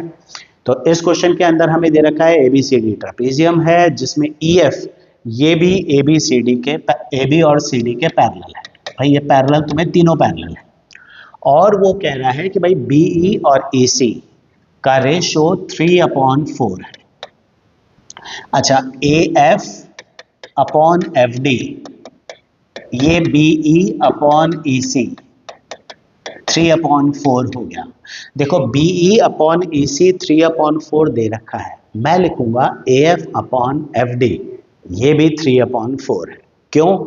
रीजन बीइंग, हमने शुरू में क्वेश्चन किया था कि अगर एक ट्राइंगल में, ट्रेपेजियम में पैरेलल लाइन बनाई जाए तो वो बाकी दो नॉन पैरेलल साइड्स को इक्वल रेशियो में डिवाइड करती है। तो ये हमने अभी शुरू में क्वेश्चन किया है। तो ये ट्रेपेजियम में पैरेलल लाइन है, तो ये नॉन पैरेलल साइड्स को सेम रेशियो में डिवाइड करेंगे। तो जो बीई अपॉन ईसी का रेशियो है वही एएफ अपॉन एफडी का रेशियो भी होगा, 3/4 ही होगा। मुझे प्रूव करना है कि 7 times FE equals to 10 times AB, ये मुझे प्रूव करना है। अच्छा, अब मुझे यहाँ पर सिमिलैरिटी लगानी पड़ेगी और कंस्ट्रक्शन करना पड़ेगा। अब तुम बोलोगे भाई ऐसा क्वेश्चन तो हमने बीपीटी से भी किया था, तो सिमिलैरिटी कैसे पता पड़ेगा? तो तुम देखो, मुझे एफई यानी कि जो पैरेलल साइड है उसका रेशो चाहिए, मतलब ये किससे होगा? ये सिर्फ और सिर्फ सिमिलैरिटी से होगा। बीपीटी से बाकी जो एडजेसेंट साइड है ना, उनका रेशो आता है। सिमिलैरिटी से एडजेसेंट साइड के रेशो के साथ साथ जो पैरेलल साइड है उसका रेशो भी आ जाता है। तो मैं यहां पर देखूं ट्राइंगल ए डी सी, इसमें एफओ पैरेलल है एडीसी के, तो triangle A O F is similar to triangle A C D, isn't it? भाई पैरेलल दे रखी है ना, corresponding angle equal, corresponding angle equal, angle A common, तो भाई तीन तीन चीजें हैं, कोई भी दो एंगल यूज कर लो। So the two triangles are similar by A A, तो भाई ये दो ट्राइंगल तो सिमिलर हो गए। तो मैं रेशो लिखूंगा कौन सा? A F upon A D, A F upon A D is equals to O F upon C D. भाई यहाँ से देखो ए एफ लिया तो यहाँ से ए डी आ गया, यहाँ से ओ एफ लिया है तो यहाँ से सी डी आ जाएगा। अब ए एफ अपॉन ए डी कितना है? देखो ये 3 पार्ट्स हैं, ये 4 पार्ट्स हैं, तो ए एफ कितने पार्ट्स हैं? 3, और ए डी कितने पार्ट्स हैं? ए डी है पूरे 7। भाई ये 3 है, ये 4 है, तो पूरा ए डी 7 पार्ट्स है। तो मैं लिखूंगा 3/7 C D is equals to O F, ये बन गई मेरी फर्स्ट इक्वेशन। अब मैंने OF क्यों निकाला? देखो पहले मैंने ये वाला ट्राइंगल का सेट सिमिलर किया है, इसमें से मैंने OF निकाला है, फिर मैं दूसरा ट्राइंगल का सेट सिमिलर करूंगा, उसमें से मैं OE निकालूंगा। तो OF एक बार निकलेगा, OE एक बार निकलेगा, दोनों को ऐड करूंगा तो FE बन जाएगा। तो दूसरा सेट ऑफ ट्राइंगल जो मैं सिमिलर कर सकता हूं वो है triangle COE, similar to triangle CAB, है ना, वही कॉरस्पॉन्डिंग एंगल कॉमन सब कुछ सेम ही है। तो अब रेशो मैं लिखूंगा CE upon CB equal to OE upon AB। अब CE अपॉन CB कितना है? अब ध्यान रखना CE अपॉन CB 3/7 नहीं है, ये इस बार 4/7 है। क्यों? तो भाई क्लियर है, इस बार CE पहले लिया है, तो CE कितना है? 4 पार्ट्स है, और पूरा CB तो 7 है ही। सी डिनोमिनेटर लोअर वाला पार्ट लिया है, वो 4 पार्ट्स है, तो इसलिए ये 4 है, ये पूरा 7 है। पिछली बार AF लिया था वो 3 पार्ट्स थे, ठीक है, is equals to OE upon AB।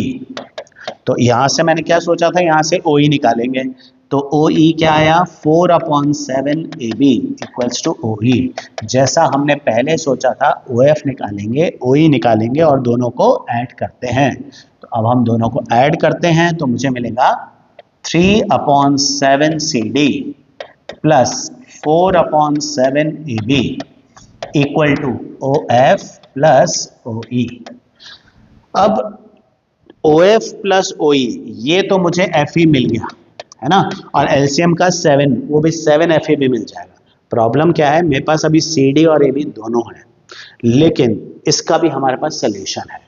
Question के अंदर एक चीज और है जो दे रखी थी, जो हमने अभी तक यूज नहीं करी है।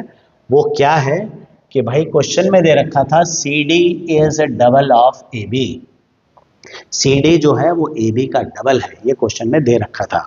तो अब मैं क्या करने वाला हूं, यहां पर जो CD है इसकी जगह क्या लिख दूंगा, double of AB plus 4AB। AB को तो AB रहने ही दे रहे हैं, और डिनोमिनेटर का जो 7 था उसको शिफ्ट कर लेते हैं। ये FA तो ऑलरेडी बना हुआ था, ये 7 यहां चला जाएगा, आ गया ना। 6 + 4 10AB इक्वल्स टू 7FA, ये रेशियो आ गया।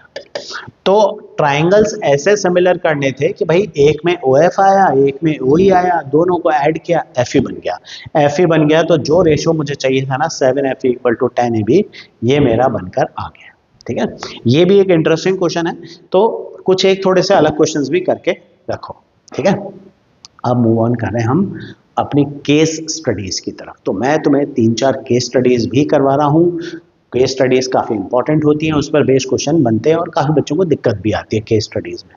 तो यहाँ केस स्टडीज हम लोग क्विकली 3-4 करते हैं और डिस्कस करते हैं कि भाई कैसे इन केस स्टडीज को अप्रोच करना है। ठीक है, सबसे पहली जो केस स्टडी है इसमें दे रखा है कि भाई 3 लोग हैं, है ना। एक तो है भाई, कौन कौन है एक बार चेक कर लें। एक तो है सुनील, ठीक है, और एक टावर है, एक अमर है। भाई एक सुनील का घर है ये वाला, ये अमर का घर है और ये टावर है। ठीक है, तो क्वेश्चन ये है कि सुनील का घर जो है उसकी हाइट है 15 मीटर। तो सुनील का घर ये रहा, ये 15 मीटर की हाइट है। तो ये सुनील का घर है, 15 मीटर की इसकी हाइट है, और उसके हाउस की जो शेडो आ रही है वो आ रही है 10 मीटर की ग्राउंड पर। ये इसके हाउस की शेडो आ रही है, ये आ रही है 10 मीटर की। तो ये सुनील का घर है, हाइट है 15 मीटर, शेडो है 10 मीटर। वो कह रहा है उसी टाइम पर एक टावर की शेडो 40 मीटर्स आ रही है। तो एक टावर की शेडो, ये टावर की शेडो हो गई, ये 40 मीटर्स आ रही है उसी टाइम पर। और अमर का जो हाउस है उसकी शेडो सेम टाइम पर 20 मीटर्स आ रही है। ये अमर का घर है, उसकी शेडो 20 मीटर की आ रही है। अब वो पूछ रहा है कि भाई what is the height of tower, tower की हाइट कितनी है। देखो ये क्वेश्चन तो काफी इजी है। ये दोनों ट्राइंगल सिमिलर हैं, सुनील के घर वाला ट्राइंगल और टावर वाला। एक तो 90-90, भाई घर सीधा खड़ा है, टावर भी सीधा है ना, और सेम टाइम पर एंगल ऑफ एलिवेशन सेम होता है, तो इनका ये एंगल इक्वल हुआ। क्योंकि क्वेश्चन में बोल रखा है एट द सेम टाइम, तो you will write down at same time angle of elevation of sun remains same.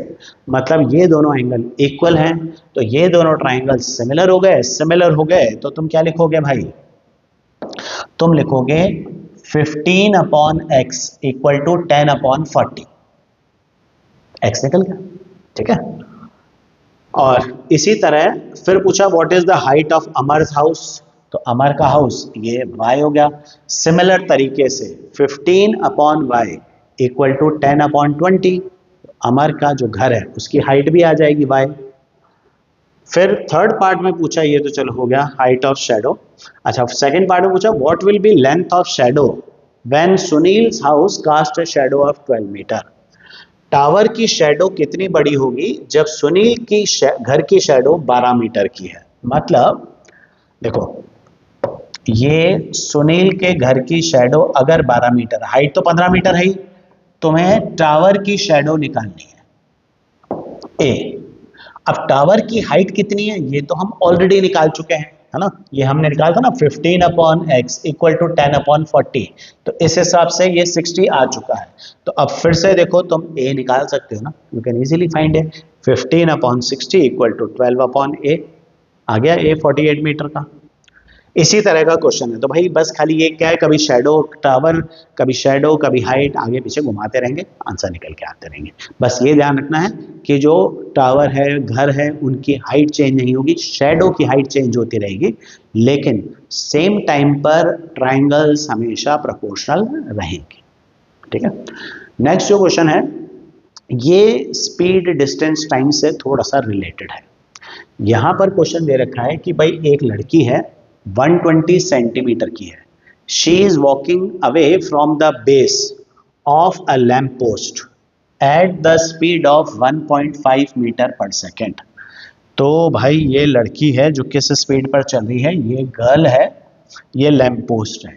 तो ये ए बी जो है ये लैम्प पोस्ट है और सी डी गर्ल है। लड़की की हाइट कितनी है 120 सेंटीमीटर, 1.2 मीटर ले लो, चलो मीटर में ले लेते हैं सब कुछ। और लैम्प पोस्ट की हाइट कितनी है 3.6 मीटर, ये 3.6 मीटर। तुम्हें बोला जाना है she is walking away from the base of lamp post at the speed of 1.5 metre per second. मतलब ये लड़की लैम्प पोस्ट के बेस से बी पॉइंट से चलना शुरू हुई, किस स्पीड पर 1.5 मीटर पर सेकंड की स्पीड से चलना शुरू हुई। भाई यहाँ लैम्प पोस्ट है, ये मेरे पीछे लैम्प पोस्ट है, मैं यहाँ खड़ा हूँ, तो मैं आगे चलना शुरू हुआ 1.5 मीटर पर सेकंड की स्पीड से। तो लड़की भी ऐसे चालू हुई 1.5 मीटर पर सेकंड की स्पीड से। तुमसे पूछा है find the distance between girl and lamp after 4 second. तो लैम्प पोस्ट और गर्ल के बीच का डिस्टेंस यानी कि बी डी, ये तुम्हें निकालना है 4 सेकेंड के बाद। भाई ये तो डिस्टेंस है, डिस्टेंस कैसे निकलता है, डिस्टेंस निकलता है स्पीड इंटू टाइम। स्पीड कितनी है लड़की की 1.5 metre per second, time question में बोला ही है 4 सेकेंड के बाद, मतलब ये डिस्टेंस है 6 मीटर का, बी डी कितना है 6 मीटर। फिर बोला है find the length of a shadow after 4 seconds. अब देखो अगर मैं यहाँ पर खड़ा हूँ, लैम्प पोस्ट यहाँ है, तो मेरी शैडो बनेगी आगे की तरफ। मैं पीछे से आने वाली लाइट को ब्लॉक कर रहा हूँ तो मेरी शैडो मेरे आगे बनेगी। इसी तरह गर्ल की जो शैडो बनेगी वो उसके आगे बनेगी। तो अगर सी डी गर्ल है तो उसकी शैडो कौन सी है, उसकी शैडो है डी ई। मतलब तुम्हें डी ई ये तुम्हें निकालना है।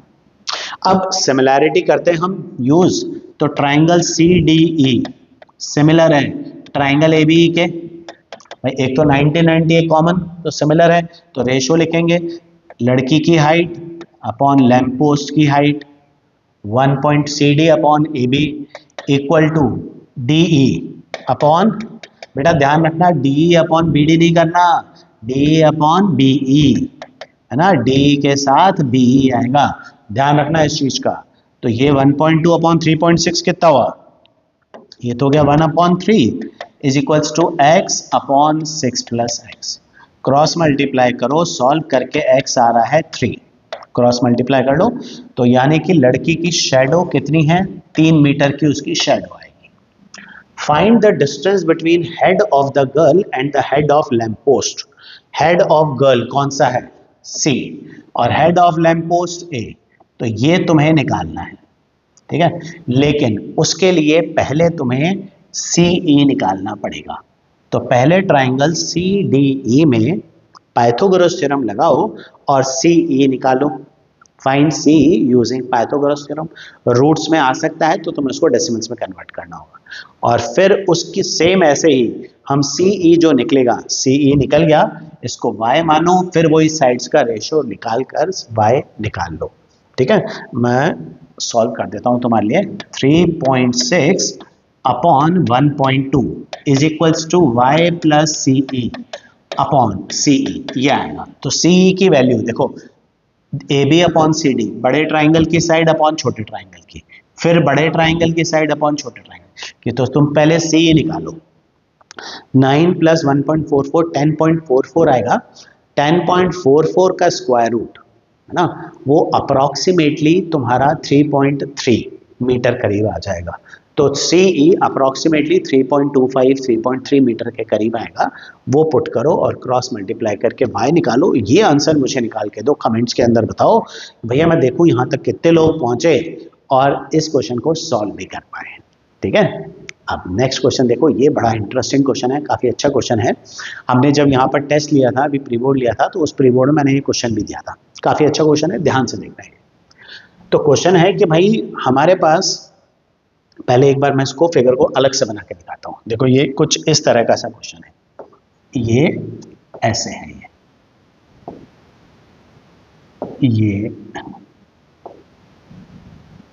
ये माउंटेन टॉप है बी, ए और बी, ये ए एक होटल है, बी एक होटल है, यहाँ पर माउंटेन टॉप है, यहाँ पर है हट 1 और यहाँ पर है हट 2। तो माउंटेन से हम दो होटल को देखते हैं, तो रास्ते में दो हट्स आती हैं, तो ये माउंटेन से दो हट्स है और ये ग्राउंड लेवल है दो होटल्स का। और एक्सक्यूज मी दिस डिस्टेंस, ये जो माउंटेन से होटल वन हट वन का डिस्टेंस है ये है 10 माइल्स, 10 माइल्स दे रखा है। ये ए और बी होटल है, H1 H2 हट्स है, ठीक है। अब क्या बोला है कि ये तो पूरी कहानी समझा दी, फिर उसने बोला the ratio of distances, ratio of distances, कौन से डिस्टेंसेस, होटल बी टू हट टू। अब होटल बी टू हट टू मतलब ये वाली डिस्टेंस की बात हो रही है, ये टू द डिस्टेंस फ्रॉम हट टू द माउंटेन पीक। तो होटल्स बी से हट टू का रेशियो और हट टू से माउंटेन टॉप, इनका जो डिस्टेंस का रेशियो है ये 3/7 है। तो भाई इस हिसाब से इन दोनों का रेशियो 3/7 है। तो ये जो है हमारे पास, इसको मैं H1 H2 जो है इनको मैं एक बार के लिए PQ लिख लेता हूं, है ना। ये H2 है मेरा और ये H1 है। तो MQ अपॉन QB ये रेशियो है मेरा 7/3। ये क्वेश्चन के अंदर दे रखा है, ठीक है। 3:7 दे रखा है भाई, यहां से 3 वहां से 7 मतलब ऊपर से 7/3 हो गया। अब बेस्ड ऑन दिस इंफॉर्मेशन तुम्हें बोला what is the ratio of perimeters of triangle formed by hotels and mountain top and huts and mountain top. मतलब हट्स और mountain top, triangle MPQ, hotels and mountain top, triangle MAB, इनके perimeter का ratio निकालना है। देखो perimeter के लिए तुम्हारे पास तीनों साइड्स होनी चाहिए, हमारे पास सिर्फ एक ही साइड नोन है। लेकिन अब तुम ये देख सकते हो कि triangle MPQ is similar to triangle MAB by corresponding angles और कॉमन। तो ये दोनों ट्राइंगल सिमिलर हैं, तो इनकी साइड का रेशियो क्या है भाई, इनकी साइड का अगर मैं रेशियो लूं तो इसकी साइड का रेशियो आता है MQ अपॉन MB। ये कितना है, ये है 7/10। ये 7 पार्ट्स है और ये 3 पार्ट्स है। तो ये छोटे ट्राइंगल की एक साइड 7 पार्ट्स है, बड़े ट्राइंगल की साइड 10 पार्ट्स है। तो इनकी साइड का रेशियो 7/10 है ट्राइंगल्स की, और जो साइड का रेशियो होता है वही उनके पेरीमीटर का रेशियो होता है। प्रॉपर्टी है ट्राइंगल्स की कि ratio of sides of similar triangles is same as ratio of perimeters. तो साइड का रेशियो क्या है 7/10, तो पेरीमीटर का जो रेशियो आएगा वो भी 7/10 आएगा। तो जो साइड का रेशियो है वही पेरीमीटर का रेशियो है। तो फर्स्ट पार्ट का आंसर होगा भाई 7/10। अब आते हैं सेकेंड पार्ट के ऊपर। Find the distance between hotel A and हट वन। होटल ए एंड हट वन मतलब ये वाला डिस्टेंस निकालना है AP, ठीक है। अब क्योंकि ट्राइंगल MPQ और MAB सिमिलर हैं तो उनके साइड्स का रेशियो सेम होगा। तो हम क्या लिखेंगे, MP upon MA is equals to MQ upon MB। अब MP अपॉन MA कितना है, MP है 10, MA 10 प्लस X, मैं इसको X मान रहा हूँ, MP 10 MA 10 plus X equal to 7/10। तो क्रॉस मल्टीप्लाई करो, 100 is equals to 70 plus 7X। Solve करते हैं तो 7X इक्वल टू 30 आ रहा है। तो भाई X निकल के आ रहा है 30/7 मीटर। रफली ले लेते हैं 4.28 मीटर्स अप्रोक्सीमेटली आ रहा है।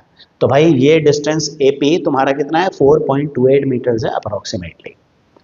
फिर अगला पूछा है, लास्ट पार्ट है तुम्हारे पास, नहीं अभी ये कंप्लीट नहीं हुआ। और and if the horizontal distance between हट वन एंड हट टू इज 8 माइल्स। अच्छा इसमें ही दो पार्ट हैं तो भाई एक तो बोला ये डिस्टेंस निकालो, फिर वो लोग कह रहा है कि अगर हट वन और हट टू के बीच में डिस्टेंस 8 माइल्स है, हट वन और हट टू इसके बीच में डिस्टेंस अगर 8 है तो होटल के बीच में डिस्टेंस तुम्हें निकालना है।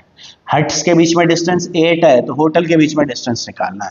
तो ये तो तुम फिर से यूज कर सकते हो कि भाई ट्राइंगल सिमिलर हैं, तो PQ upon AB again will be equal to 7/10।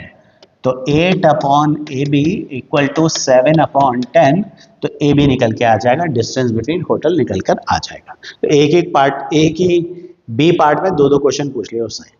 अब आते हैं सी पार्ट के ऊपर। Distance from the mountain top to hut one, mountain top to hut one, ये डिस्टेंस है, कितना है 10, क्वेश्चन में दे रखा है। Is 5 miles more than distance from hotel to mountain top.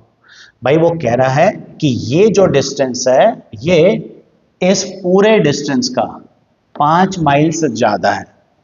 वो कह रहा है कि माउंटेन से हट वन का जो डिस्टेंस है वो माउंटेन से होटल बी का जो पूरा डिस्टेंस है उससे 5 माइल से ज्यादा है। मतलब अगर एमपी 10 माइल्स है तो वो कह रहा है कि भाई ये पूरा डिस्टेंस 5 माइल्स है, ये उससे 5 ज्यादा है, मतलब ऑब्वियसली वो 5 कम है, तो ये पूरा 5 माइल्स है। और पूछा क्या है, व्हाट इज डिस्टेंस बिटवीन हट टू एंड माउंटेन टॉप, हट टू एंड माउंटेन टॉप। तो हट टू एंड माउंटेन टॉप, तो तुमसे कौन सा डिस्टेंस पूछा गया है, तुमसे पूछा गया है हट टू और माउंटेन टॉप, मतलब MQ पूछ रहे हैं। तो फिर वही रेशो लगाओगे तुम। भाई रेशो क्या है, 10/7, 10/7 है ना, बड़ा ट्राइंगल अपॉन छोटा ट्राइंगल इक्वल टू बड़ा ट्राइंगल अपॉन छोटा ट्राइंगल। इनका रेशो 10/7 था और ये 5/z के इक्वल है, क्रॉस मल्टीप्लाई करो z निकल के आ जाएगा। सो इस तरह से इस क्वेश्चन को सॉल्व कर पाएंगे। इस क्वेश्चन में प्रॉब्लम क्या है, ये hut two, hotel 1, hotel A, hotel B, ये लिखना जो है वो काफी कंफ्यूजिंग सा है। तो तुम्हें थोड़ा सा अलर्ट होकर काम करना है कि हट कौन सी है, होटल कौन सा है, कौन सा डिस्टेंस क्या दे रखा है। ये एक बढ़िया क्वेश्चन भी है। तो इस क्वेश्चन को चाहो तो एक स्क्रीनशॉट लेकर इस क्वेश्चन को फिर से ट्राई करना, और इसके जो आंसर्स है ना, ये आंसर्स लिखना है ना, write the answers in comment so that we can discuss कि भाई कौन सा तुम्हारा आंसर सही है, कौन सा गलत है, वो भी मैं बता दूंगा तुम्हारे को। तो इसके आंसर्स भी कमेंट्स में लिख देना, ठीक है। तो खत्म करते हैं हमारा सिमिलर ट्राइंगल का वीडियो। नेक्स्ट वीडियो कौन सा होना चाहिए कमेंट्स में लिखो। वैसे तो मैं नेक्स्ट वीडियो अपनी तरफ से बना ही रहा हूँ, मैं कोशिश यही कर रहा हूँ कि जो डिफिकल्ट चैप्टर्स हैं, इंपॉर्टेंट चैप्टर्स हैं, उनके वीडियोस पहले बनाऊँ। But still if you want a particular chapter to be made first, तो वो मुझे बताओ, I will make it as soon as possible, obviously before 17th। ठीक है, मिलते हैं अगले वीडियो में, बाय।